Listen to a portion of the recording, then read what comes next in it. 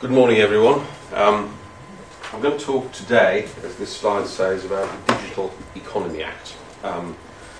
Those of you who read the paper, either in print or online, may have seen headlines such as these over the last few days or weeks. The media, the print media, isn't a one to underestimate a good story, and they will ramp it up as much as they can, camp it up. But we've had things like the legislative farce of the Digital Economy Act, and Big Brother fear over copyright police and dossier of suspects, grounds the Scotsman, and so on and so forth. If you go online and you Google the Digital Economy Act, you'll find lots of newspaper headlines and lots of stories about it. And I thought I'd come and talk to people here today about it, because this group could well be could be affected by some of the changes. And certainly it's important that everyone who uses the internet, and we all do these days, understands how the law is being changed. Sally. What I want to do is to divide this into four parts, really. So this is the route map of where we are going. I'll describe first of all the problem, the solution that's been offered, the reaction by the press and other commentators, how they are reacting, and what the future may hold. So as we go through this, bear in mind which part we are at. So the Digital Economy Act, it received the royal assent on the 8th of April. It's not yet fully implemented, it's coming in stages. The Act here is online, you can get it, there we are.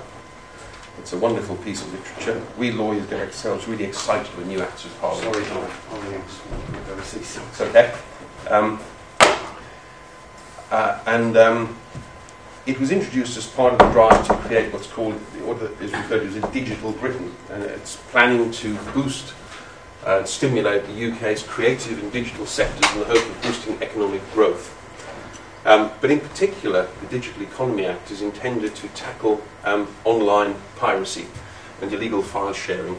And there's a body called Ofcom, I guess many people have heard of, and they produced on Friday this document. It appeared just before the bank holiday weekend, so I had lots of time to read it in preparation for today, which is the Ofcom Online Infringement Initial Draft Obligations Consultation Document.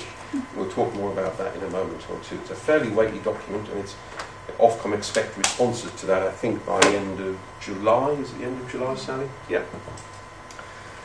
Okay. Could I have the next slide, Sally? This is Lord Mandelson, who actually introduced the Act. It was one of the last pieces of legislation put in force by the outgoing Labour administration. The Act itself was produced in Parliament, and people expected it to be discussed and debated for about a few months, maybe even a year, because I don't know if everyone knows how acts are produced. They're produced in draft, there's a discussion, they go back to a committee stage, there's more discussion, it goes round and round and round, and eventually, sometimes up to a year later, a thoroughly thought through piece of legislation goes onto the statute book. That did not happen in this case. This piece of legislation, which was in draft, was hurried through in what's called the wash-up, which is what happens whenever an election is called. They say, well, some pieces of legislation that are there in the wings, let's just deal with them quickly, get unfinished business and get them put onto the statute book. What it meant is that this Act of Parliament went onto the statute book without the usual debate and scrutiny.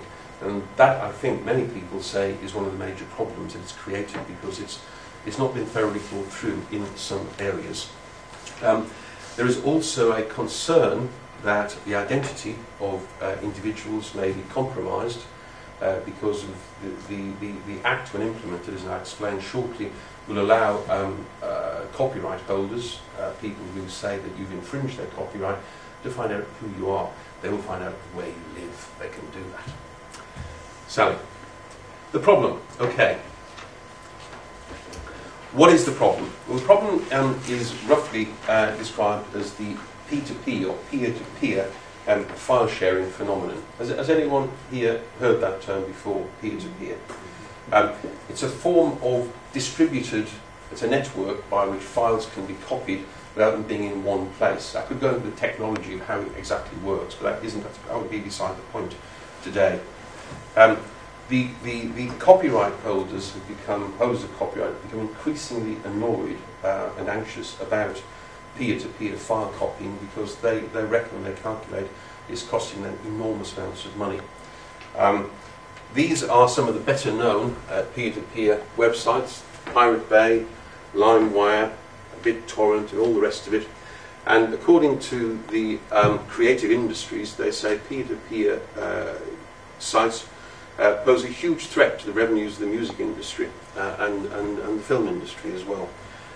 Many films are grabbed with camcorders, like this little beastie here, in the cinema, and then uploaded onto the internet even before they're out elsewhere.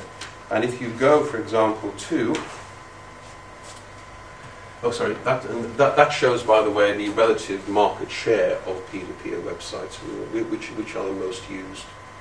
Next slide, Sally. If you went to Pirate Bay, for example, one of the sites I mentioned there, you can actually get onto there and you can download free films which have just been newly released. And that, as I said, is the problem, Sally. This problem has been exacerbated by the tendency of the internet and encryption methods to change quickly. And it's quite simple now to actually upload stuff onto the internet and for it to be copied within hours of it being released. And there have been some loud voices complaining about this, Sally. The Act has been praised by people such as John Lovelock, the Chief Executive of the Federation Against Software Theft, and Jeff Taylor, the Chief Executive of BPI.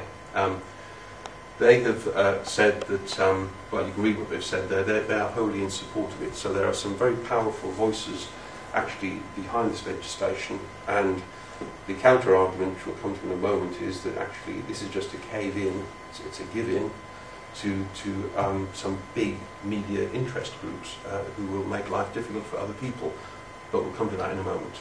Sally. I thought for a moment that I'd tell you a little bit about copyright, because it's one of those words that is bandied about. Does everyone know what copyright is? Does anyone like to offer a sort of quick explanation of copyright? I thought not. There are lots of myths about copyright and the internet. And these are some of the myths. For example, if it doesn't have a copyright notice, it's not copyrighted. People often say that. Well, there's no copyright notice on it, so how can it be somebody's property? Another myth that's often bandied about is, well, if I give it away, if I don't charge for it, I'm not infringing anything. And I suppose an economic myth is, if it doesn't hurt anybody, it's free, it doesn't hurt anybody, it's free advertising for the people concerned, what damage am I doing? And one of the biggest myths is, well, if it's posted on the internet anyway, it's in the public domain, and all bets are off, anybody can use it.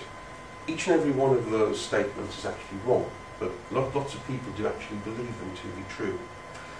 So what is copyright, and how does it exist, Sally? Copyright essentially is a legal right created by Act of Parliament. It goes back to about 1720 or something, I think was the first Copyright Act, there or thereabouts. I don't remember it myself, let me assure you, but it was around there. Before then, before the copyright legislation was brought in, about 300 years ago, anybody could actually get a book and copy it, and the author had no redress. And this was perceived as being a wrong, and therefore copyright was created to protect it.